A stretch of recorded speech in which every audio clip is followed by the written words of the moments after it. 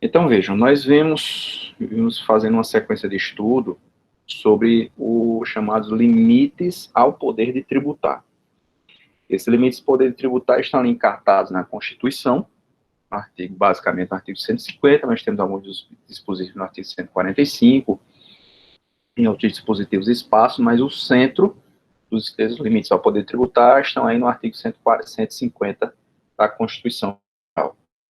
Já tratamos sobre o princípio da estrita legalidade, que está no inciso 1, da isonomia do inciso 2, capacidade contributiva, que está lá no parágrafo 1º do artigo 145, tratamos sobre a irretroatividade, que está no inciso 3, a linha A do artigo 150, da anterioridade, que está na linha B do inciso 3, e da anterioridade nonagesimal ou da noventena, que está na linha C do inciso 3 do artigo 150. E falamos sobre as exceções que existem acerca desses princípios, a legalidade, anterioridade e noventena, que estão lá no artigo 153, parágrafo 1º, com relação à legalidade, e 150, parágrafo 1º, em relação à anterioridade, o objeto das nossas duas últimas aulas. Hoje nós vamos dar continuidade ao estudo desses limites ao poder tributário, desses princípios, tratando desses que seguem aí, tá? Quando nós falamos sobre a capacidade contributiva, nós expressamos que a tributação, a Constituição diz que sempre que possível os impostos terão caráter pessoal e serão graduados de acordo com a capacidade econômica do contribuinte. Isso é para evitar que a tributação seja para além da capacidade do contribuinte tem de dispor de parte das suas finanças para a manutenção do Estado. Todos temos a obrigação de manter o Estado, de contribuir para manter o Estado. Só que o Constituinte compreendeu que nem todo mundo tem essa condição. E aí, em razão da capacidade contributiva desse princípio constitucional, dispensa alguns de pagar alguns impostos, em razão da capacidade contributiva diminuta, tá? Paralelo a isso, ou fazendo, inclusive, uma complementariedade a esse princípio da capacidade contributiva, nós temos aí esse princípio da vedação ao confisco. Eu pediria a Gabriel, que é nosso assessor para assunto legislativo, aí, para pegar o dispositivo lá da Constituição, Gabriel, que você já tem feito esse trabalho excepcionalmente, e puxar lá o artigo, que é o artigo 150, no inciso 5º. Compartilhar aqui para a gente fazer a leitura. Eu pediria a Juliele, para fazer a leitura desse dispositivo. Lembrando, ler o caput e ler o inciso, por favor. Ok, professor. No caso, é o artigo 150, inciso 4, né? Inciso 5. O 5 do trata. Da vedação ao confisco. Certo. Perdão, inciso 4, verdade. Desculpa. Artigo 150. Também. Vai lá.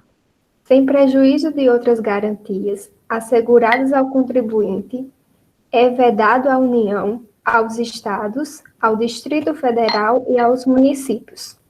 Inciso 4. Utilizar tributo com efeito de confisco. Maravilha, obrigado, Juliana.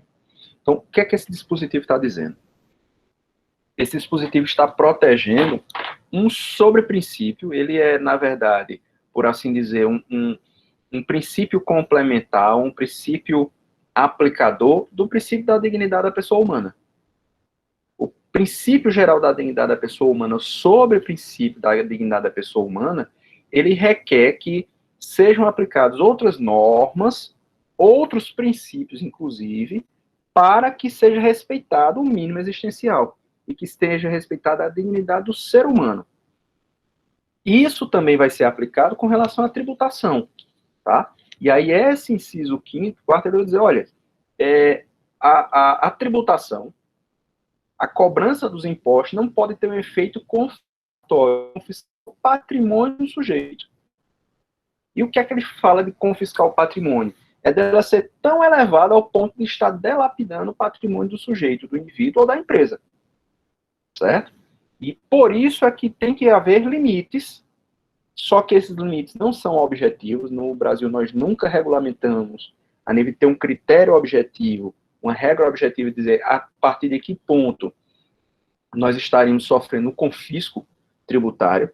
Existem alguns doutrinadores que já falam na existência do confisco tributário em razão da alta carga tributária, tá? Só que se nós lermos a disposição da Constituição, e isso a jurisprudência já pacificou o entendimento, quando eles vão utilizar tributo com efeito de confisco, ele faz uma leitura individualizada de cada tributo.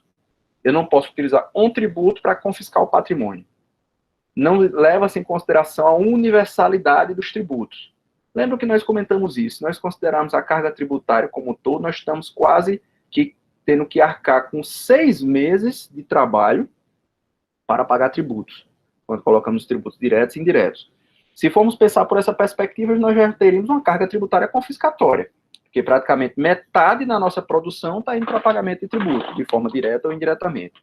Mas a Constituição ele foi mais incisiva em dizer, utilizar tributo, então seria pontual, a nível de, por exemplo, um tributo sobre o patrimônio, ter uma carga tão elevada que ao longo de poucos anos, o equivalente que você pagou de tributo foi o equivalente ao valor do próprio patrimônio. Tá? Há um certo tempo, eu discuti com um conhecido, um colega, ele questionando o valor do IPTU do imóvel dele. E ele revoltado porque o IPTU estava muito caro, ele tem uma casa que vale aí seu R$1 milhão, e ele está no valor pagando de IPTU, e questionando só, olha, o IPTU é 1% por ano do valor do seu imóvel. Ele disse, com esse valor, daqui a pouco eu vou ter pago o equivalente à minha casa. Eu disse, opa, peraí. Se é 1%, para você pagar de IPTU, você primeiro tem que viver mais de 100 anos. Bem mais. Porque seriam 100 anos para poder você pagar o equivalente de IPTU ao equivalente ao valor do seu bem, que é o percentual do imposto. Tá? Então, não há confiscatoriedade, não há nada dessa natureza. Tá? Então, não é bem por aí. Agora, se fosse 10%, aí você já teria uma carga que, em menos tempo, em 10 anos, já iria pagar o equivalente ao valor do imóvel. Então, já poderia considerar que havia... E não se valoriza, não, esse imóvel, não, é? Oi? E esse imóvel dele não se valoriza, não, é? Pois é. É uma noção, aquele discurso que a gente vê da rejeição social ao tributo, né? Então, não se admite, não quer e levanta o questionamento. Diz, vou pagar daqui a pouco, vou ter pago o equivalente ao meu imóvel, daqui a pouco, filho de Deus abençoe que você viva 100 anos. Mas eu acho muito difícil. Com esse estresse, você não vai chegar aos 100 anos de jeito nenhum. Então, é uma visão, e mais, que o IPTU dificilmente vai ser exatamente em cima do valor do imóvel. Sempre vai ter uma diferença, porque a avaliação do IPTU é uma avaliação que é feita em grosso. Então, isso demanda tempo, é feito a cada 5 anos, às vezes 10 anos. Por exemplo, nosso município, a última reavaliação do valor venal dos imóveis, do metro quadrado de imóvel para fins de IPTU, tinha sido feita em 91, foi atualizado em 2012, mesmo assim nem atualizou para valores reais de mercado. Então, dificilmente você vai ter uma base de cálculo de IPTU que seja equivalente ao valor real de imóvel. Dificilmente. Você vai identificar isso em algum município. Sempre há uma depreciação em cima em relação ao valor real de mercado. Então, muito difícil você vai alcançar esse tipo de tributação exacerbada, certo? Agora, já houve casos de, por exemplo, algumas contribuições, alguns tributos serem estabelecidos com um percentual progressivo sem um limite de tempo. Aí, se você tem uma tributação progressiva, vamos pegar o próprio exemplo do IPTU. O IPTU estabelece que a propriedade que não cumpra a própria Constituição, artigo 182, se o imóvel não cumprir a função social da propriedade, ela poderá ser submetida ao parcelamento compulsório, edificação compulsória e IPTU progressivo no tempo. Então, na medida em que passar o tempo e o sujeito não der aproveitamento, não fizer a propriedade cumprir a função social, o IPTU pode ir aumentando ano após ano. Se esse aumento for sem limite, ao longo de 10 anos, por exemplo, é de 1%, daqui a pouco vai chegar a 10, 15, 20, aí vai ter um efeito de confisco. E aí a Constituição veda isso. Por isso que a legislação tem que estabelecer um limite para essa progressividade, para não chegar ao efeito confiscatório, senão iria confrontar esse inciso 4º do artigo 150, certo? Agora, não pode se confundir, nem alegar que em eventual dívida tributária, observem bem, se um sujeito passivo, um contribuinte, não pagou seus débitos tributários, o débito foi para execução, cobrança judicial, não pagou, o patrimônio pode ser penhorado. E ele pode ser penhorado para quitar a dívida tributária. Certo? Aí é uma questão processual de expropriação de bens para pagamento de dívida, que não se confunde com a tributação confiscatória. Certo? Vai ter, ao final de contas, o mesmo efeito, porque o sujeito pode perder o bem para pagar a dívida tributária, mas a tributação em si não está sendo confiscatória. O que houve foi uma garantia da dívida com o patrimônio. E não sei se vocês sabem, o bem chamado bem de família, aquele que é resguardado como bem para a moradia do sujeito, da sua família, para resguardar essa moradia, ele só é relativizado para pagar 2 tipos de dívida: taxa condominial e dívida de IPTU. Então, o sujeito pode perder o seu único imóvel para pagar taxa de condomínio ou para pagar IPTU. Ô, professor, são as duas exceções. Oi, Arthur. no caso de imóveis com finalidades comerciais, em caso de dívida trabalhista, pode-se dar penhor também? Sim. Pode, perfeitamente. Não há... Existem algumas argumentações, Arthur, nesse aspecto, que ele diz assim, que se penhora e deixa de sofrer, como ele vai continuar exercendo a atividade? Só que vem a primazia da questão alimentícia do crédito, no caso trabalhista, que isso não se sobrepõe, entendeu?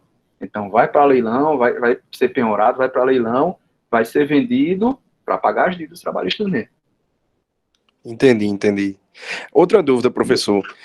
Oi. A base de cálculo percentual do tributo de IPTU com imóvel para imóvel com finalidade comercial é a mesma utilizada para residencial? Se não... A base de cálculo, vamos diferenciar. A base de cálculo é o valor venal, é o valor de avaliação. Certo. Então, logicamente, um imóvel comercial ele tem uma valorização maior no metro quadrado que um residencial. Entendi.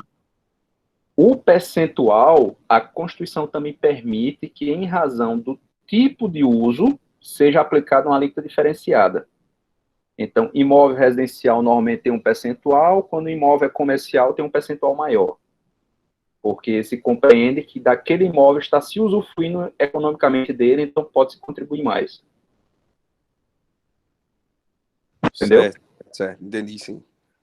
Certo? Então, só que essa cobrança, ela tem que respeitar. Aí você me diz, professor, e qual seria esse limite? Aí tem que vir em cada caso concreto. O confisco tem que ser identificado em cada caso concreto. Eu lembro muito das lições do professor Roque Garraza, quando foi meu professor na especialização, ele dizia que o princípio da vedação ao confisco, proibição do confisco, como ele não tem um critério objetivo, nós tivemos que verificar em caso concreto aquela realidade se vai caracterizar um confisco que vai tirar o mínimo existencial ou não. E aí ele aponta situações em que ele dá até um exemplo de uma sala escura, em que você não tem nenhuma fonte de iluminação, e quando você liga uma lanterna e foca num ponto, você vê nitidamente aquele ponto que o foco de luz está focando. Então, seriam situações claras, evidentes de confisco. 10% de IPTU, onde deve ter cobrado aqui vai estar o valor do imóvel.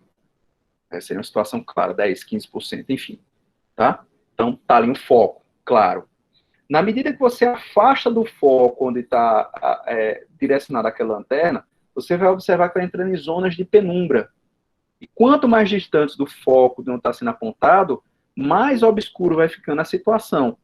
Por isso que tem que ser mensurado em cada caso concreto se é uma situação dessa que está clara, evidente, ou se está nessa zona de penumbra aqui que tem dúvidas que tem que ser verificado pontualmente. Enquanto não for regulamentado um critério objetivo, como existe em alguns países que estabelece um percentual máximo, temos que mensurar em cada caso concreto, certo? Então, é uma norma ainda aberta, que requer interpretação ao caso concreto, ok? Mas está alinhada com o princípio da capacidade contributiva, certo? Então, se não respeita a capacidade contributiva, está sendo excessiva a tributação, a cobrança daquele tributo, então está caracterizado com fisco, ok? Seguindo, o próximo princípio é o da liberdade de tráfego. Agora sim, Juliana, lê aí para mim que Gabriel já postou esse inciso. Inciso 5º. Artigo 150. Sem prejuízo de outras garantias asseguradas ao contribuinte, é vedado à União, aos Estados, ao Distrito Federal e aos municípios. Inciso 5. Estabelecer limitações ao tráfego de pessoas ou bens por meio de tributos interestaduais ou intermunicipais, ressalvada a cobrança de pedágio pela utilização de vias conservadas pelo poder público. Pronto. Olha só o que ele diz. Estabelecer liberdade de tráfico. Foi tráfico que tu leu, Juliele? Isso. Tráfico. Estabelecer limitações. Mas foi tráfico? Ao tráfego. Tráfego ou tráfico? Tráfego. Qual a diferença? Tráfego, no caso, é passar, né? Caminhada. E tráfico? Tráfico. Sim. Diz respeito ao crime, não? Ao crime. Tá? Então não vai querer passar como aqueles... Como é aqueles caras que fazem a travessia na fronteira lá dos Estados Unidos? Coiote, né? Coiote passando, traficando pessoas ali, dizendo, não, eu tenho liberdade de tráfico. Não, você tem liberdade de trafegar você, mas não de conduzir pessoas nem bens irregulares. Eu até gosto de dizer a uns alunos meus que uma vez me perguntou, professor, quer dizer, então, se eu for pego numa fiscalização de fronteira, carregando lança-perfume, eu posso argumentar esse dispositivo? Eu disse, opa, peraí. Trafegar você e seus bens. Lança-perfume é o quê? É um tipo de droga. Então, você vai estar traficando. Então, pode argumentar o princípio da liberdade de tráfego, serve apenas para bens lícitos. Tá? Então, você com sua mercadoria, com seus bens conduzindo, tem total liberdade. Se houver algum bem ilícito sendo conduzido, aí não. Aí já tipifica o crime, a contravenção, enfim, de acordo com a lei penal. Tá? Você está com sua mala, com sua mercadoria conduzindo, não pode. Vocês já devem ter observado que nas fronteiras, quando você transita de um estado para o outro, tem uns postos de fiscalização com os caminhões lá parados, sendo fiscalizados. Já observaram isso?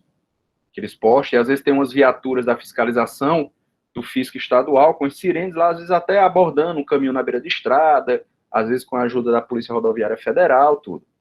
Ali, eles estão identificando se a mercadoria que está em trânsito está regularmente acompanhada da nota fiscal, se não tem no meio daquela mercadoria algum contrabando, coisa desse tipo, identificando as ilicitudes, tá? De acordo com esse princípio, qual é o direito do Estado fiscal? Identificada a infração, uma omissão da nota fiscal, mercadoria desacompanhada de nota, ou alguma irregularidade dessa natureza, ela vai, verifica a ação, notifica o transportador, porque ele vai representar o titular da mercadoria, faz a aplicação da multa que for cabível de acordo com a legislação e tem que liberar a mercadoria. Qual é a prática? A mercadoria ficar apreendida. O Estado utiliza essa ferramenta como uma pressão, uma força coercitiva para obrigar o sujeito a pagar o tributo. Então, quando tem qualquer irregularidade desse, ele apreende a mercadoria, espera que o contribuinte venha lá pagar o imposto e a multa para poder liberar a mercadoria. Isso é uma ilegalidade. Tá? Na verdade, se tiver prevista na legislação estadual, como em algumas legislações está prevista essa possibilidade de apreensão, aí é uma inconstitucionalidade por afronta a esse dispositivo aí da Constituição, o inciso 5º do artigo 150. Então, por exemplo, se você eventualmente tiver um cliente seu, quando você estiver advogando, que teve a sua mercadoria apreendida no posto de fronteira por uma fiscalização dessa, tranquilamente, você vai entrar com mandado de segurança, que é para garantir direito líquido e certo, e vai argumentar em cima do artigo 150, inciso 5º. Ponto. E vai solicitar que o juiz liminarmente libere a mercadoria e que siga a execução para a cobrança eventual do tributo. Mas a mercadoria tem que ser liberada. Tá? Então, isso é dia a dia. Vai, entra foi preso lá no posto de fronteira lá de Alcantil, aqui na divisa com Pernambuco. Então, a gente está entrando ali para Queimadas, para o juiz de Queimadas, que é a comarca que cobre aquela região, e ele vai lá e dá a liminar para liberar a mercadoria. Certo? Se houver bens perecíveis, aí é que é mais patente essa liberação dessa mercadoria, que o juiz agiliza essa liberação. É bem rotineira. Bem rotineiro fazer esse tipo de procedimento. Ele não poderia reter. Tá? Ele tem que reter, apreender. Ele pode reter o tempo suficiente para identificar o devedor, notificar ele do tributo e da penalidade. E depois tem que liberar. Tá? Mas na prática, dia cotidiano, os postos de fiscalização aprendem mesmo a mercadoria. E depois levam até para o depósito do fisco para aguardar a regularização do pagamento do tributo. Certo? Então, isso é um dispositivo constitucional que é descumprido diariamente pelas fiscalizações de trânsito. Diariamente. Mas você tem à disposição esse dispositivo constitucional para socorrer o direito do seu contribuinte. Certo? Seu constituinte do contribuinte. Eventualmente. Ok? Então, esse é um ponto. Eu vou passar para os 3 últimos da lista aí dos princípios. Aí, professor, deixa eu tirar só uma Oi. dúvida. No caso de por exemplo, uma liminar concedendo a liberação da mercadoria e, a posteriori, o não pagamento do tributo por parte da empresa. Essa empresa ela pode sofrer alguma sanção? Vai ser cobrada judicialmente, executada. Aí as sanções vão ser a própria execução, penhora de bens, penhora das contas na área da empresa, se houver possibilidade de responsabilizar o sócio pessoalmente pela dívida, e assim sucessivamente. Enquanto isso, existe hoje o procedimento de cobrança extrajudicial com o registro de protesto, o título do tributo em si, no cartório, Serasa, SPC, e assim vai. Certo, certo. Show. Valeu, professor. Porque é cobrança de dívida, né? É cobrança de dívida. Nesse caso aí, não funciona muito quando é no caso de um veículo irregular, né? Com IPVA atrasado e tal, irregular numa fiscalização da polícia rodoviária da vida aí, né? Isso, por exemplo, outro exemplo. Você está com o IPVA atrasado. Simplesmente não tem liminar no mundo a lei que tire, só pagando exatamente o imposto, né? Não, Fabiano. Se você tiver com o carro emplacado, entenda, paga a licença de circulação, que é aquelas outras taxas, tiver devendo só o IPVA, você consegue liberar o carro. Você consegue eliminar. Entendi. Que é só o tributo. Entendeu? O X da questão é que você só consegue o DUT, o documento de circulação de trânsito, do ano, se pagar o IPVA também, né? Eles vinculam a contraprestação do IPVA para liberar o documento de circulação do ano. Mas só o IPVA atrasado não é justificativa para você ficar sem circular e ter o bem apreendido, não. Cabe eliminar, sim. Entendeu? Agora, fica a dívida, né? Para ser executada, para ser cobrada lá, enfim. Porém, na prática, poucos... No cotidiano o pessoal faz isso, né? Bloqueia, porque pouca gente sabe disso, e assim, vamos combinar, né? Quanto vai custar o advogado para você poder entrar com uma ação dessa, para poder estar andando, circulando com o veículo? Então, às vezes não compensa. A não ser que seja uma Ferrari, como é que foi apreendida essa semana em João Pessoa, que é R$15.000, aí já vale a pena, né? O cara teve a Ferrari apreendida lá porque estava com o emplacamento atrasado. Aí vale. Aí tem carros e carros, né? Aí a gente tem que levar em consideração isso. Certo? Então, enfim, essa é uma circunstância que é decorrente daí desse princípio da liberdade de tráfego. Tá? Então, tráfego de pessoas, tráfego de bens. Sobre a liberdade de tráfego, a própria Constituição faz a ressalva daquele pedágio. A cobrança de pedágio, que é uma taxa que é cobrada pelo serviço de conservação de vias, tá? E aí, quando essa via é conservada, a Constituição autoriza que o poder público cobre a taxa e vincule o trânsito por aquela rodovia ao prévio pagamento da taxa. Então, aí está uma exceção constitucional essa liberdade de vir para esse percurso, certo? A própria Constituição já assim excepcionou. Tá? Tirando isso, qualquer outra limitação ela é inconstitucional, ok? Vou pular para esses 3 últimos princípios aí, para guardar um tempo para tratar sobre imunidade e não cumulatividade especificamente, que eu acredito que a não cumulatividade a gente só deva tratar dela na próxima aula, mas vamos tratar aqui da uniformidade da tributação e da vedação de distinção em razão de procedência e destino.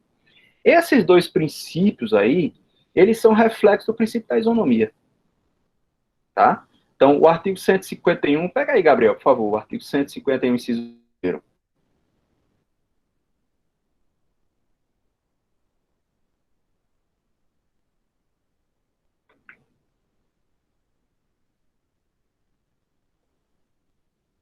Maravilha. Aldir, tu pode ler para a gente?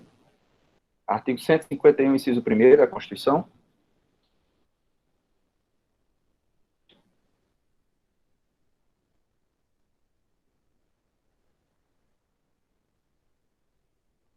Lembra de ligar o áudio aí. Ah, tá cortando aqui. Arthur, tu pode ler aí, por favor?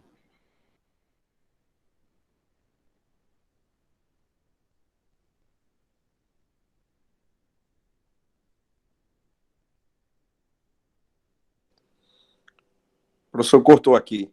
O senhor quer que eu leia o quê? Lê aí o artigo 151, inciso 1º, que Gabriel colocou aí no chat.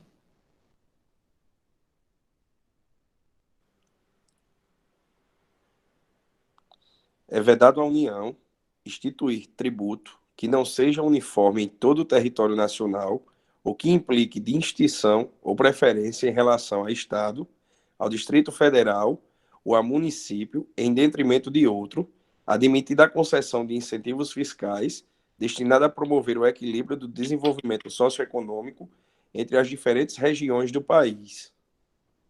Perfeito, obrigado, Arthur. Então, veja, o que é que esse artigo está dizendo? Está dizendo que a União tem que tratar a tributação dela uniformemente em todo o território nacional. Tá? Ou seja, tratar o território nacional de forma isonômica, de forma igual. Tá? Então, ela não pode tratar regiões diferentes, a não ser que haja uma justificativa. E qual é essa justificativa que está aqui permitida na própria Constituição? Quando for para compensar eventual desequilíbrio de desenvolvimento socioeconômico. Tá? Então, tem determinada região do país que economicamente era menos desenvolvida, menos favorecida, ou socialmente menos favorecida. Aí, para compensar isso, ele pode destinar para aquela região incentivos fiscais para viabilizar que empresas se instalem ali e promovam emprego, renda para aquela região e para favorecer o desenvolvimento social e econômico daquela região, tá? Foi com base nisso que foi criada a Zona Franca de Manaus. O que é a Zona Franca de Manaus? Região norte do país, isolada geograficamente, sem uma rota de circulação da mercadoria para o resto do mundo, porque de um lado estava cercado pela floresta amazônica, existia um projeto de abrir ali uma linha férrea para chegar ao Pacífico desde Dom Pedro, mas que nunca se concretizou, e a única solução que tinha era escoar pelo litoral, então tem que deslocar a mercadoria para o Nordeste, ou para o Norte, para o Porto de Santos, no Rio, enfim, para escoar para o resto do mundo, eventual que fosse produzido lá naquela região. Imagina a logística, o esquema logístico de transporte, de tudo que é produzido lá. Então, uma empresa só ia se instalar naquela região se tivesse um incentivo. Porque sem incentivo, o custo logístico tornava inviável.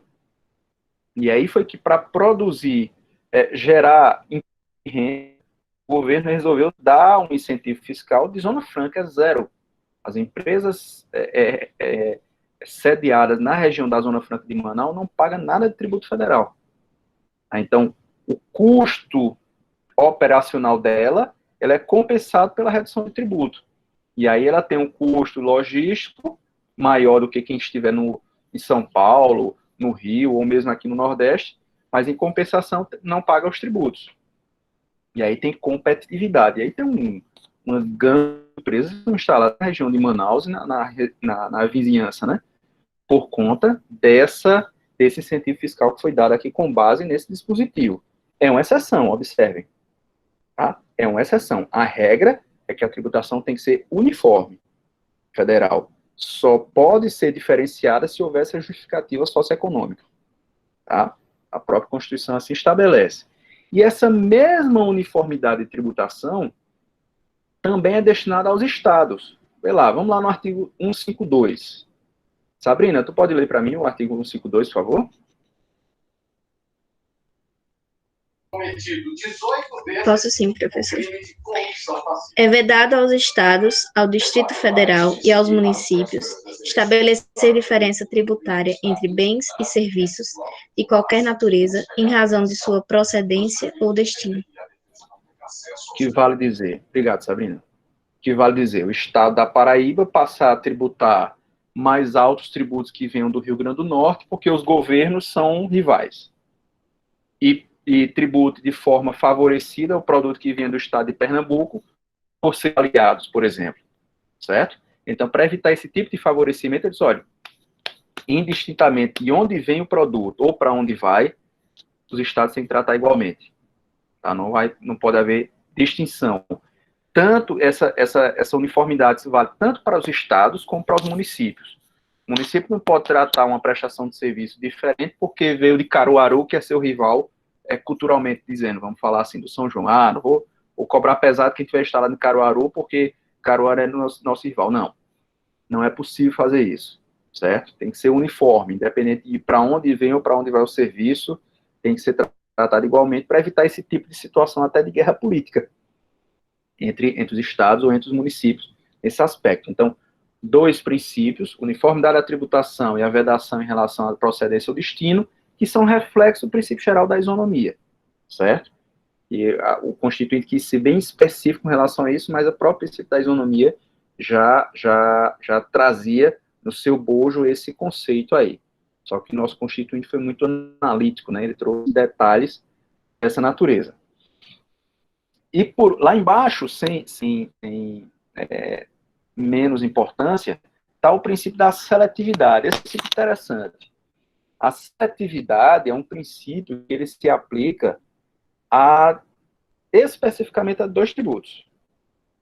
IPI, de forma obrigatória, e ao ICMS, de forma facultativa. A Constituição diz assim, o IPI, o Imposto sobre Produto Industrializado, será graduado de acordo com a essencialidade do produto. Aqui está querendo dizer, quanto mais essencial for o produto, cesta básica, medicamento, sabe? Alimentos em gerais, água, coisa dessa natureza, que mais essencial, menor será a tributação. É inversamente proporcional. Da mesma forma, quanto menos essencial for o produto, bebida alcoólica, cigarro, bens de luxo, maior será a tributação do IPI. Certo? Então, ele vai ser seletivo, por isso chama o princípio da seletividade. E essa seletividade vai ser graduada de acordo com a essencialidade desses produtos.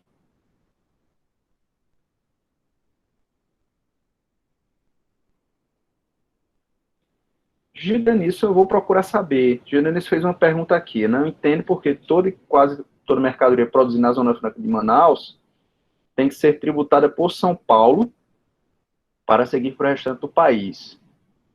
Caso contrário, o fisco bloqueia. Eu desconheço dessa restrição.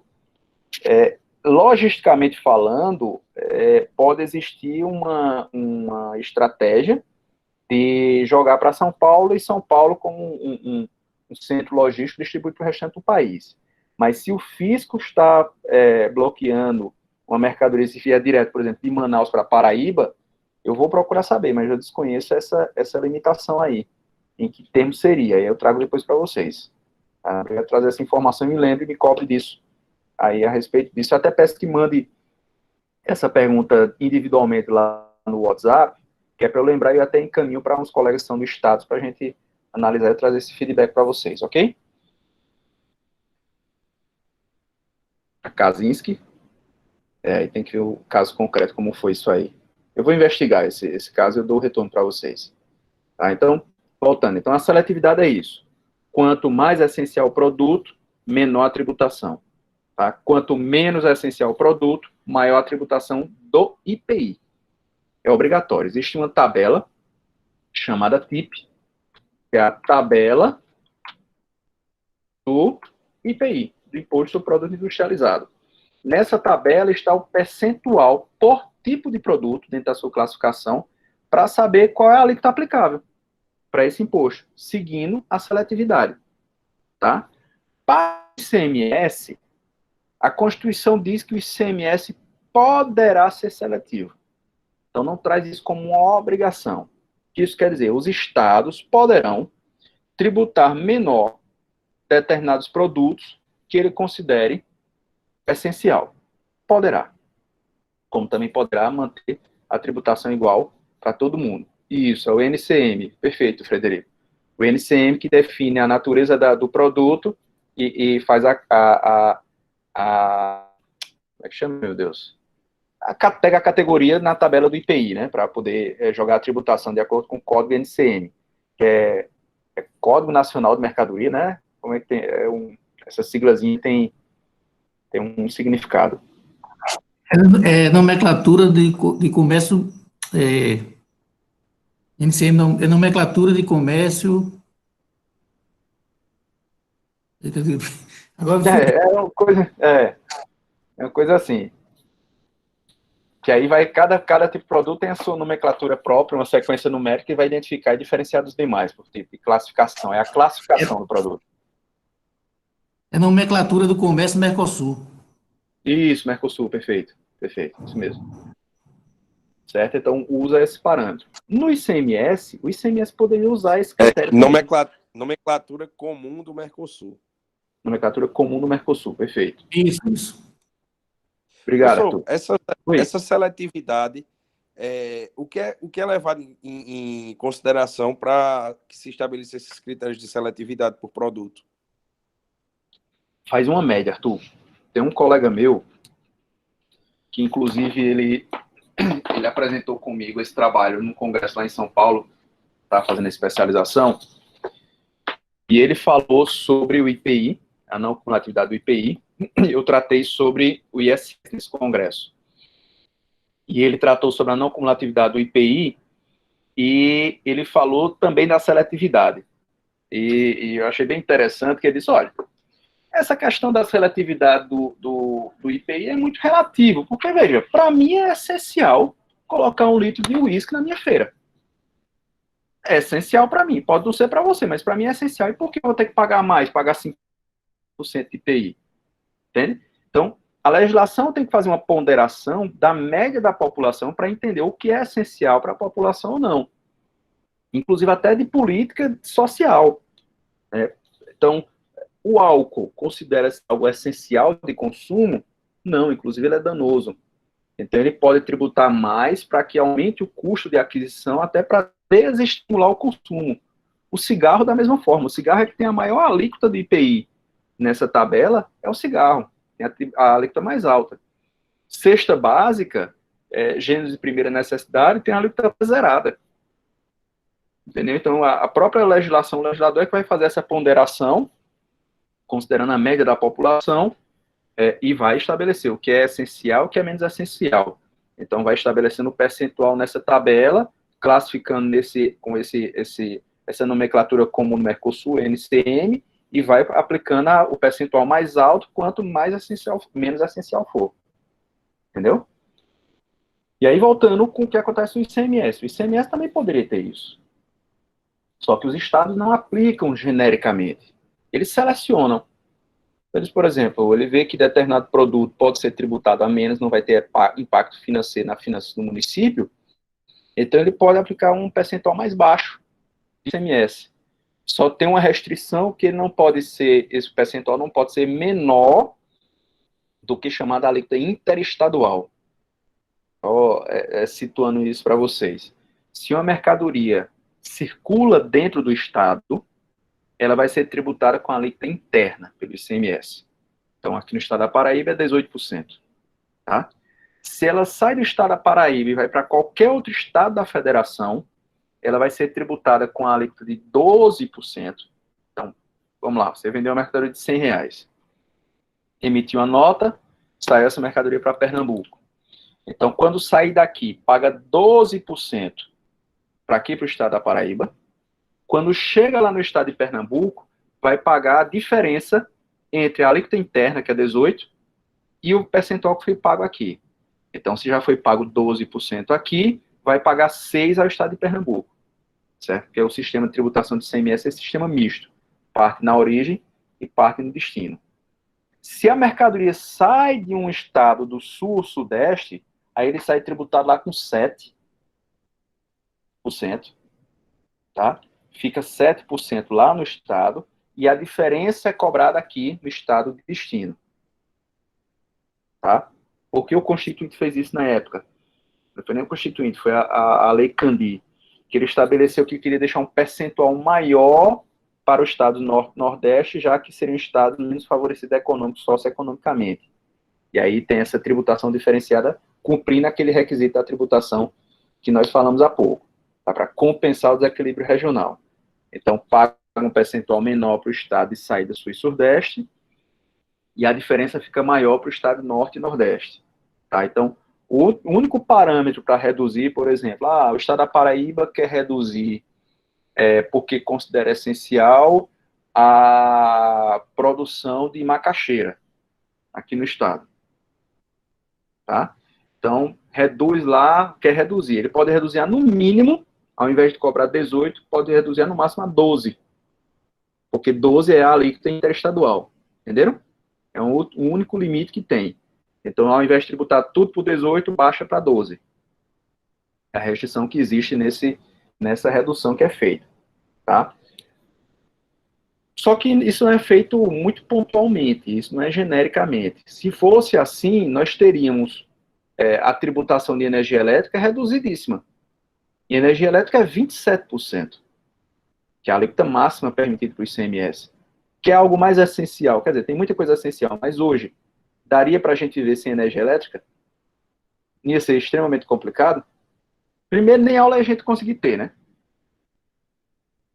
Que online, esse isolamento a gente ia conseguir ter. Ficava limitado. Tiradentes morreu por 20%. É verdade, Cleiton. 20% era a tributação da época na Inconfidência Mineira, né? Então, imagina. É 27% energia elétrica. E é essencial, mas os estados veem isso como uma fonte de receita e não reduz o percentual sobre energia elétrica. Pelo contrário, era 25%, aumentaram para 27%. Mas se quisessem reduzir, poderia. Certo? Porque estaria cumprindo esse princípio da seletividade aí. Tá? Só que para o estado, lembrando, para o ICMS, a seletividade ela é facultativa. Já para o IPI, que é o tributo federal, ela é obrigatória. Então, o IPI necessariamente tem que seguir a seletividade. Ok? E aí, para a gente encerrar esse conteúdo da aula de hoje, eu vou encerrar com as imunidades. Antes, deixa eu contextualizar para vocês o que é a imunidade. Eu fiz um desenhozinho aqui, até rabiscando. Estava dando aula para outra turma. E aí eu vou explicar essas imunidades aqui com base nisso. Esse desenhozinho mal feito aqui é o que poderíamos chamar de campo de incidência. Tá? Rubens Gomes de Souza, quando elaborou o projeto do Código Tributário Nacional, ele pensou o campo de incidência, e esse gráfico aqui, inclusive, foi ele que sugeriu. Ele disse o seguinte, olha, nesse quadrado aqui estão as situações jurídicas que poderiam ser alcançados por eventual tributação. Quando o Constituinte separou lá os fatos tributáveis, sobre os quais podem ser cobrados tributo, ele estabeleceu dentro desse universo aqui um campo de incidência do tributo, que é esse campo circular aqui. Tá? Só que ao estabelecer esse campo de incidência, ele já retirou desse campo de incidência algumas situações que poderiam ser tributáveis, como renda, patrimônio, serviço, circulação de mercadoria, industrialização de produto, que estariam dentro desse campo de incidência, mas que ele já deixou de fora. Essas situações aqui que foram retiradas, simulando como se fosse uma fatia de uma pizza, é a situação imune, que estão imunes da tributação. Ou seja, aqui tem patrimônio, renda, serviço, circulação de mercadoria, operações financeiras, várias situações são tributáveis, mas que a Constituição já de cara deixou de fora. Tá? Então, esses fatos e pessoas aqui não podem ser alcançados pela tributação, estão imunes.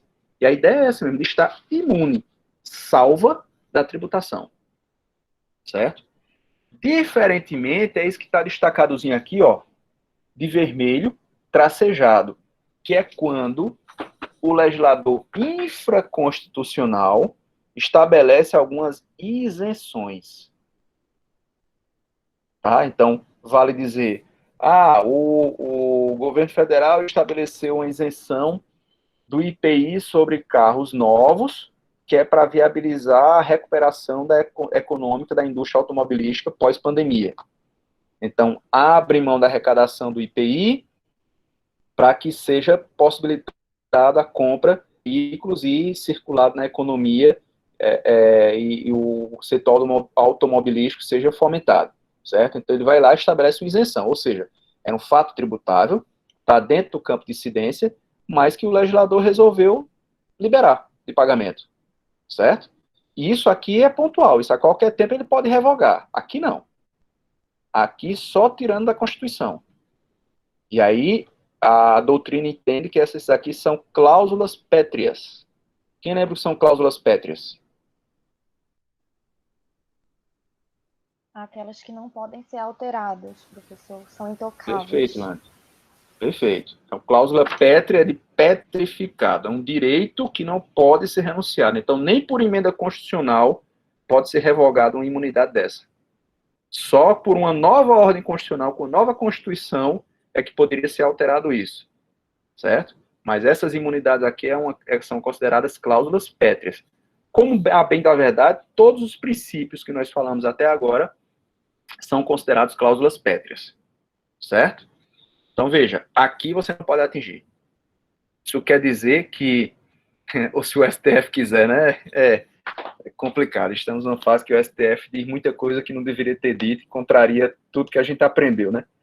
Mas, enfim, aí seria contrário senso de todo um arcabouço constitucional, mas que a gente não duvida de nada, Cleiton, de fato.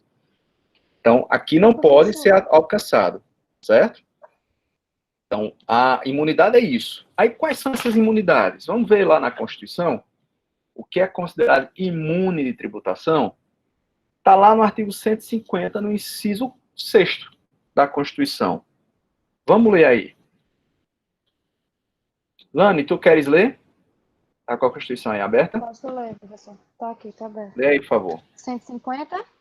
Lê o caput, lê o inciso, depois vai nas alíneas, na sequência. Artigo 150. Sem prejuízo de outras garantias asseguradas ao contribuinte, é vedada à União, aos Estados, ao Distrito Federal e aos municípios, inciso 1, exigir ou aumentar tributo sem lei Não, vá que direto para o estabeleça. Vai direto para o 6º, Tá no inciso 6º? 6º. Tá. Inciso 6º. Instituir imposto sobre a linha A. Segura aí, Lani, rapidinho. Olha o que ele diz. É vedado Patrimônio. à União, Estados e municípios instituir que? Impostos. Instituir imposto sobre. Isso. Ó, olha a observação que eu coloco aqui no chat. Aqui. As imunidades que estão lá no artigo 150, inciso 6º, ela diz respeito a impostos. Por que eu estou chamando a atenção disso? Porque imposto é apenas uma das espécies de tributos. Não pode cobrar imposto, mas pode cobrar taxa, pode cobrar contribuição de melhoria e empréstimo compulsório. Certo? Então, essas imunidades afastam a cobrança, a instituição de impostos. Observem bem isso. Temos na Constituição outros dispositivos que tratam de outras imunidades, imunidade de taxas, imunidade de contribuições, certo? Tem outras imunidades que estão espalhadas no texto constitucional, mas essa do inciso 6º aí é só para impostos. Ok? Segue, Lani. A linha A. A linha A. Patrimônio, renda ou serviços uns dos outros. Segura aí, por favor. O que é esse uns dos outros que ele está dizendo aí? A União não pode tributar o patrimônio, renda e serviços de estados e municípios. O município não pode tributar a renda de estados e União. O estado e União não pode tributar o patrimônio e renda de União e municípios, certo? Então, eles não se tributam entre si, os entes federados. Isso é o que se chama de imunidade recíproca. E da linha A. Segue lá, a linha B. Templos de qualquer culto. Massa, segura aí. O que são templos de qualquer culto?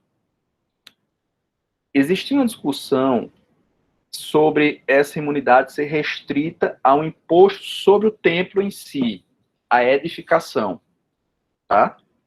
Só que a leitura que o STF fez, que inclusive foi sumulado, é que quando a Constituição estabeleceu essa imunidade aos templos, ela fez uma interpretação teleológica sobre a finalidade dessa imunidade e compreendeu que ali estava querendo se incentivar o culto religioso.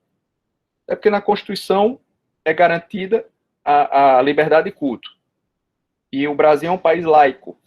E como país laico, tem que ser estimulado o culto religioso. Então, essa imunidade de templos é para a instituição como um todo. Então, não paga sobre o patrimônio, sobre renda, sobre serviços, nada da instituição religiosa. Que, inclusive, tem uns projetos de emenda à Constituição querendo alterar isso, né? Passar a tributar os templos, porque justifica que tem igrejas aí milionárias, aqueles desvios que nós vemos aí de algumas entidades ou pessoas que criam entidades religiosas para se beneficiar financeiramente dos fiéis, né? Em detrimento dos fiéis. Oi. Desculpe cortar o seu raciocínio, mas é porque eu Pois queria não. aproveitar esse gancho. Já que os templos eles têm todas essas isenções e tudo mais, e essas regalias, né? Uhum. Como que seria justificado para nós contribuintes o governo decidir perdoar uma dívida bilionária das igrejas? Porque assim, o Estado ele arrecada, né, para manter a casa, né, em ordem. Aí a gente está na situação que está, né, onde as pessoas, muitos estão sobrevivendo desse benefício, né, que o governo tem liberado, que inclusive baixou agora o valor, e no meio disso tudo estão perdoando uma dívida bilionária. Que inclusive, eu até vi que a Procuradoria da Fazenda recomendou o veto ao perdão dessas dívidas. Uhum. O que o senhor, assim, né, que entende, Vamos lá. poderia me dizer? Primeiro, né? Contextualizando isso que você está trazendo aí. Não existe dívida de impostos. Porque se existe imunidade, elas não são cobradas de impostos. Só que existem outros tributos que são devidos, certo? Para as entidades religiosas. Ok? O que o governo federal pretendeu agora foi perdoar, inclusive, essa dívida e criar uma isenção para esses outros tributos, considerando essa função social das entidades religiosas. Certo? Entendendo que a entidade religiosa sobrevive da contribuição dos seus fiéis com a finalidade de cumprir uma função social que é a formação social através do culto religioso. E aí de qualquer religião, viu? Não há restrição. Tá? Católico, evangélico, banda, espírita, enfim, não há restrição a tipo de culto religioso. E aí nesse sentido que está se colocando, certo? Porque o que já presume-se que o que já recebe de contribuição mal daria para manter a igreja para que ela cumpra as suas funções. E assim, vamos combinar que as igrejas sérias, elas acabam até fazendo coisa que era função do Estado. Sim. Isso aí. Eu vejo, eu acompanho, inclusive eu faço parte de um trabalho na igreja em que eu participo, em que existe um trabalho social muito forte, que as igrejas acabam substituindo o Estado nessas ações sociais, promovendo com alimentação, com roupa, com abrigo, com orientação pessoal e direcionamento para emprego. Então, nessa perspectiva, o senhor diria que é coerente o governo, mesmo diante do caos que nós estamos vivendo, abrir mão desse valor por essa justificativa? Sabe por quê, Lani? Porque a entidade religiosa não tem finalidade lucrativa. Uhum. Entendeu? Então, até pelo critério disso, tem que tributar quem tem finalidade lucrativa. Entendi. Lógico que tem que separar o joio do trigo. Uhum. Porque tem um monte de picareta nesse meio aí. Mas eu entendi. Aí o picareta tem que ser preso. Sim. Tem que ser perseguido e preso. Entendeu? Mas não penalizar genericamente, porque tem os dois lados, né? Tem quem entende que não, tem que cobrar, as igrejas estão ricas demais, aí olha para um segmento A, B ou C de alguma entidade religiosa aí que, vamos dizer, esbanja riqueza às custas dos fiéis, e isso aí chama a atenção, salta aos olhos, mas isso aí não é o normal, não é o comum das entidades religiosas. Aí, respondendo a pergunta de Cleiton, isso é a tributação da igreja? Não. Não sou a favor. Sou a favor de uma regulamentação, mais de um acompanhamento, como foi feito com as entidades sem fins lucrativos, para verificar se não está havendo desvios da finalidade, se a renda que está sendo gerada através das contribuições dos fiéis está sendo, de fato, aplicado para a finalidade da instituição ou não, ou está favorecendo a B ou C. Porque Aí sim, eu sou a favor existe, disso. né, professor? Aí não existe. Os fiéis são explorados e, assim, nas igrejas que não são sérias, porque eu sei que tem igrejas que fazem trabalho sério. Só que tem algumas que não, né, que são bem conhecidas, inclusive, e daí os fiéis definham enquanto quem está à frente, né, fica vivendo às custas. Às custas. Aí esse tipo de coisa tem que ser tolhido, tem que ser acompanhado, fiscalizado, para evitar esse tipo de situação. Mas eu entendi. Tudo que não tem regulamentação, fiscalização, tende a ser mal utilizado. Isso é fato. Né? Deixar livre demais, sem qualquer coisa, abre para todo tipo de irregularidade. E também, assim, professor, o trabalho que é feito por igrejas pequenas de bairro, tanto católicas como evangélicas e outras, não são noticiados, não tem mídia para esse tipo de trabalho. E o que aparece na mídia realmente são os escândalos e aí que denigre toda a imagem da religião como um todo. Aí generaliza, né? Para o mal. É verdade. Então, essa é a lógica dessa imunidade, né? É para viabilizar o culto religioso, viabilizar para a finalidade que é ela de trazer esse fator social, que a igreja historicamente já faz. Aí os desvios têm que ser combatidos.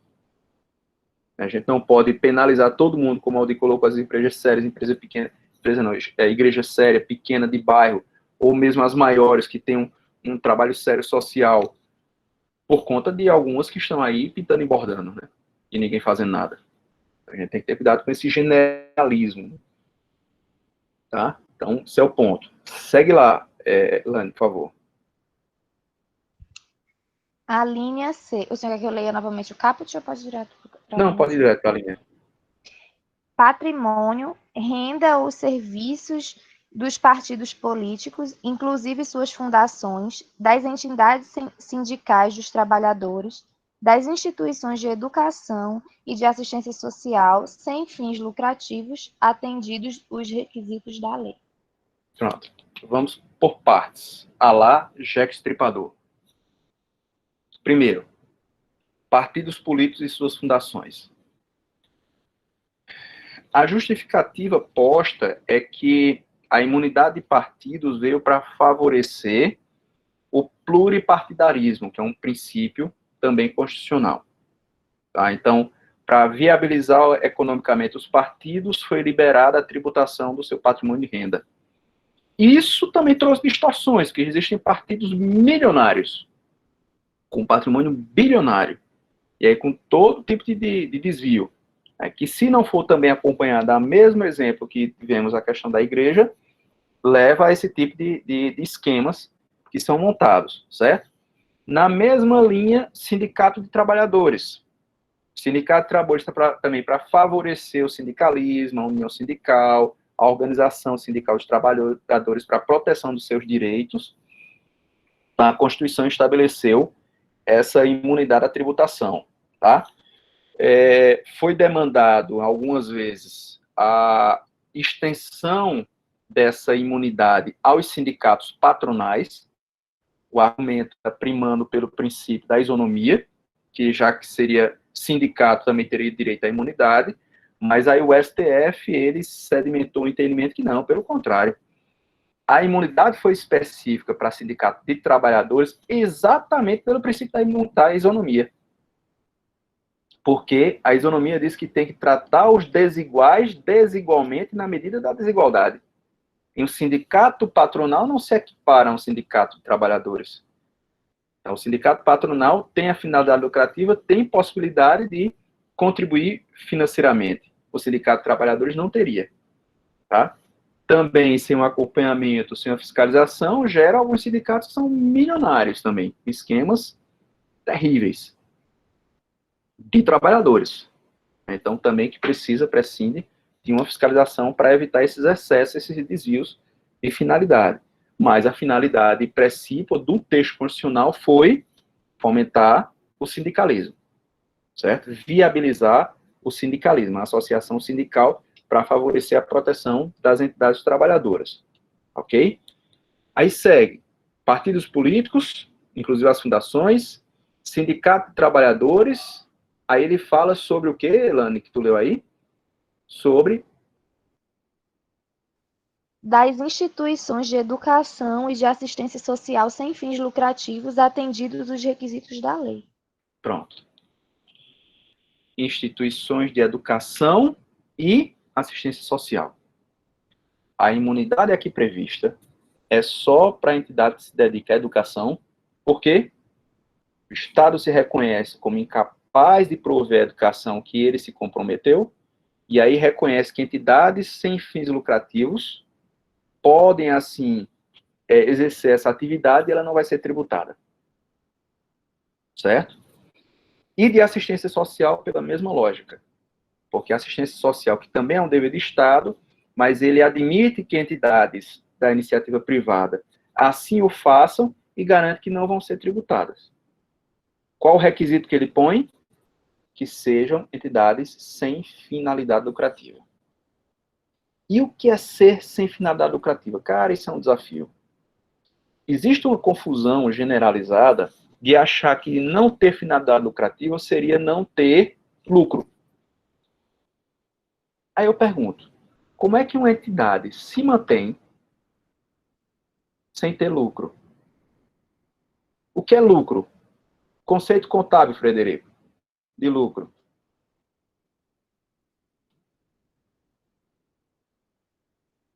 Seria o resultado de uma aplicação do recurso para obter o retorno, né? Exatamente. Recebe X, gasta Y, sobra Z. Né? A grosso modo? Tá? Então, se ele aplica a totalidade do seu recurso para além e vive no prejuízo, essa entidade vai ser inviável.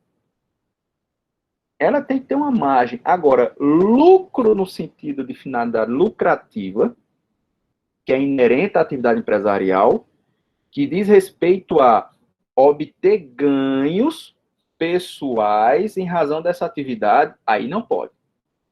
E quando seria esse obter ganhos? É quando você presta um serviço, se dedica a uma circulação e produção de uma mercadoria, para vender por X, ou seja, exerce uma atividade econômica, para pegar aquele resultado positivo, aquele lucro e, botar no bolso. Certo? A atividade empresarial tem essa finalidade. Comprar um bem, vender por mais, tirar a despesa e o resultado ser para ele como lucro. Aí isso é inerente à atividade empresarial. Vocês estudaram isso lá em Direito de Empresa. Tá? A entidade sem fins lucrativos, ela pode ter lucro. Ela pode ter, por assim dizer, resultado positivo na sua operação. o que ela tem que fazer é pegar esse resultado positivo e reinvestir dentro da própria atividade, obrigatoriamente. Se ela, de algum modo, distribuir para os seus titulares, aí ela vai estar desviando o patrimônio e a finalidade social dela.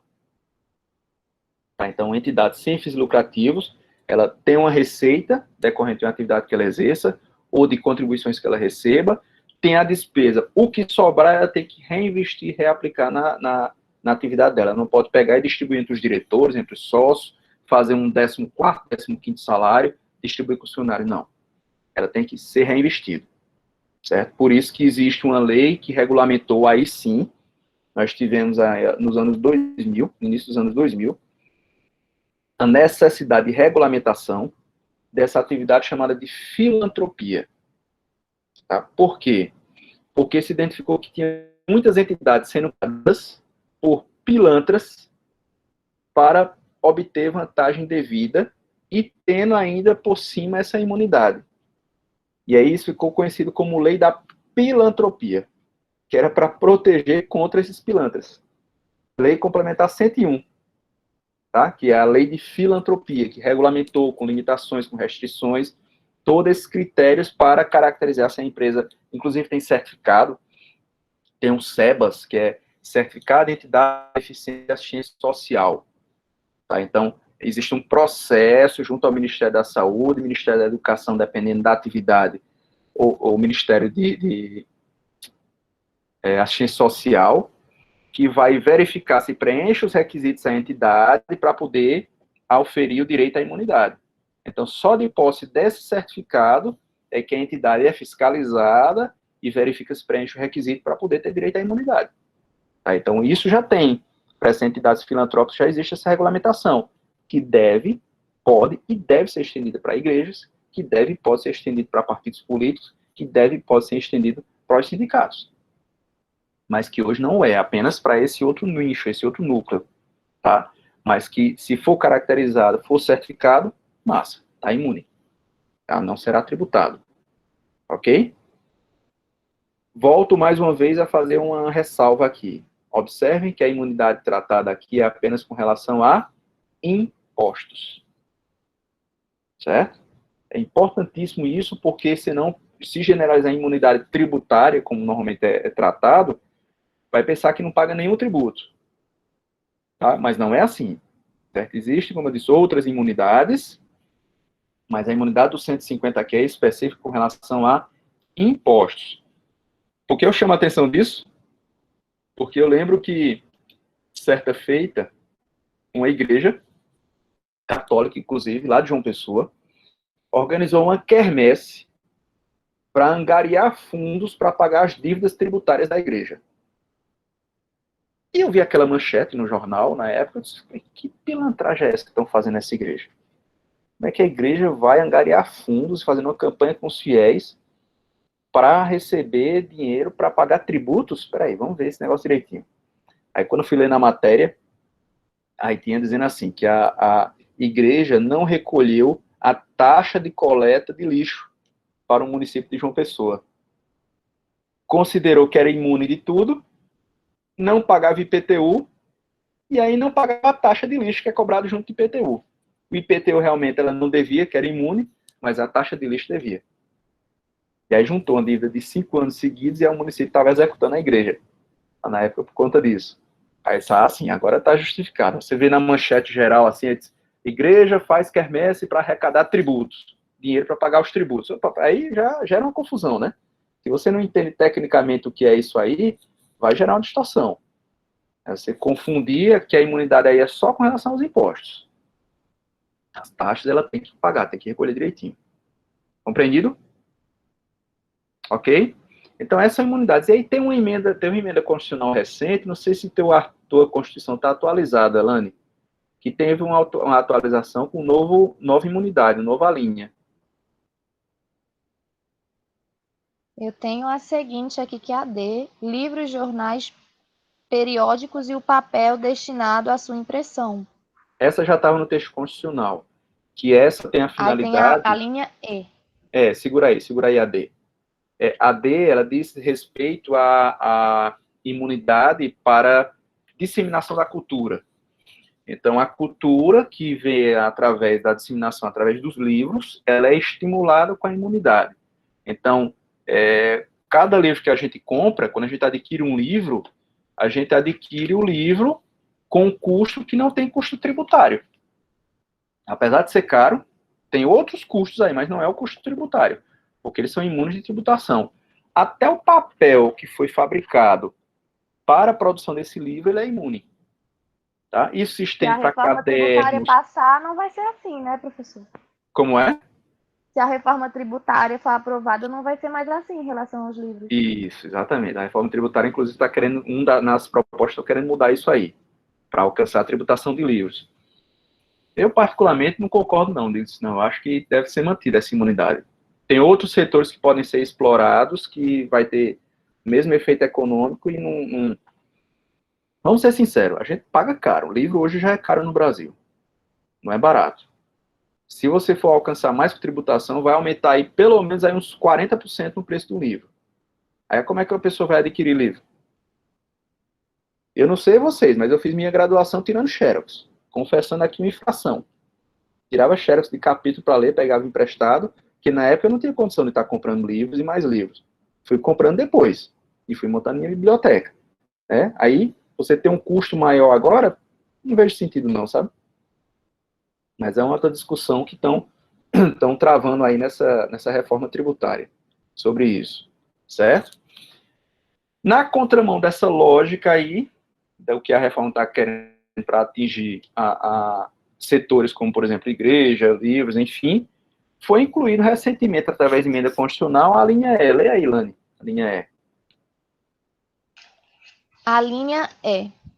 Fonogramas e videofonogramas, musicais produzidos no Brasil, contendo obras musicais ou literomusicais de autores brasileiros e ou obras em geral interpretadas por artistas brasileiros, bem como os suportes materiais ou arquivos digitais que os contenham, salvo na etapa de replicação industrial de mídias ópticas de leitura a laser. Pronto, então veja. Esse dispositivo aí foi introduzido na Constituição por pressão dos meios culturais, à época, e queria um incentivo à produção cinematográfica, produção audiovisual no Brasil. E aí conseguiram alterar a Constituição, uma emenda à Constituição, através, lógico, do projeto de emenda constitucional, incluindo esse dispositivo, ou seja, a renda decorrente de produção de filmes, produção musical, ela não é produção teatral, ela não é tributada por impostos, tá? Para poder viabilizar esse setor cultural. Essa foi a finalidade. Emenda Constitucional 75 de 2013, tá? Que houve essa inclusão aí.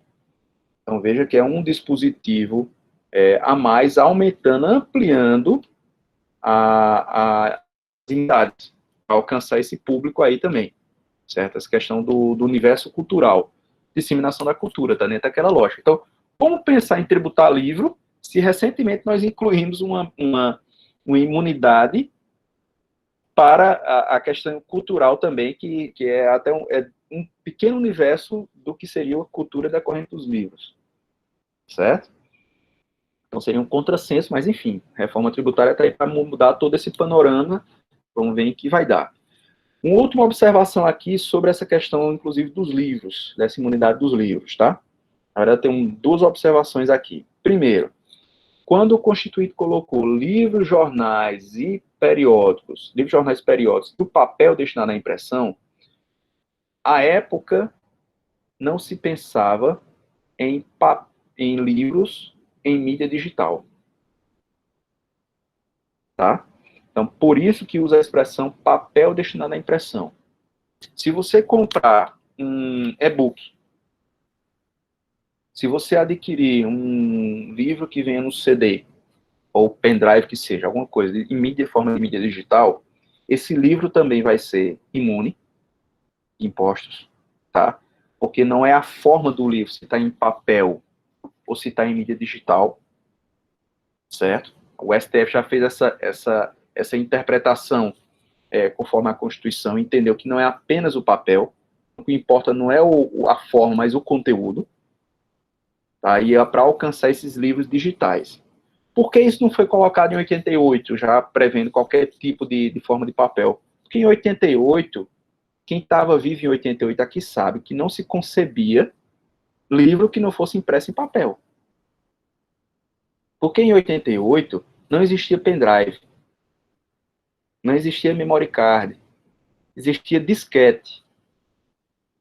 E um disquete era um bichinho assim de arquivo desse tamanho que não cabia 4 folhas, o que a gente usa hoje. Tá? Então não se concebia que um dia pudesse ter um dispositivo que pudesse salvar um livro dentro de um dispositivo desse. Por isso que limitou-se a papel. Tá? Mas a interpretação é mais ampliativa. Importa o conteúdo. Se tiver conteúdo de livro, está imune de tributação. Tá? Outra observação aqui sobre essa imunidade. Vou descer lá nos parágrafos desse artigo. Quando ele fala aqui, ó, no parágrafo 2º, 3º e 4º. Tá vendo que eu estou compartilhando aqui para vocês a Constituição? Olha o que diz o parágrafo 2º. Que a vedação do inciso 6A, ou seja, aquela vedação à imunidade recíproca, ela é extensiva às autarquias e fundações públicas. Então, uma autarquia pública, uma fundação pública, também está imune. O parágrafo 3º vem dizer outra coisa. Opa, peraí. Essa imunidade não se aplica ao patrimônio e renda e serviço relacionado à exploração de atividade econômica. Ou seja, a Petrobras, que é uma empresa de economia mista, sociedade de economia mista, com sócio majoritário Estado, governo federal, União, ela é tributada normalmente. Tá? Ela não está imune de tributação, certo? Porque ela está atuando na economia diretamente, seguindo as regras de direito privado, então ela vai ser tributada. Então, as chamadas empresas públicas, elas são tributadas. Ok? E o parágrafo 4º faz uma ressalva que esses dispositivos da linha B e C, que fala sobre tributação de templos, a patrimônio de fundação, tudo, ele só compreende o patrimônio de renda e serviço que esteja vinculado à sua finalidade essencial. Outros serviços, outras atividades que não estejam vinculadas à sua atividade, serão tributadas normalmente. Certo? São apenas 3 ressalvas aí que a própria Constituição já assim o faz. Ok? Dúvidas sobre esse conteúdo até aqui? Vou deixar, em razão da adiantada da hora, o princípio da não cumulatividade e também da própria complexidade do conteúdo para a gente trabalhar na próxima aula e a gente fechar esse conteúdo para a nossa avaliação na primeira unidade. Ok, gente? Botem seu nome lá no chat, registrem as presenças de vocês. Obrigado pela participação e presença de todos. E até amanhã, né? Nossa próxima aula. Segunda-feira, professor. Segunda-feira, Não, verdade. Segunda-feira. É verdade. Põe o nome de vocês aí. Tenham uma boa noite, gente. Boa noite a todos. Boa noite. Valeu, professor. Boa noite a todos vocês. Valeu, Arthur. Obrigado aos leitores da noite.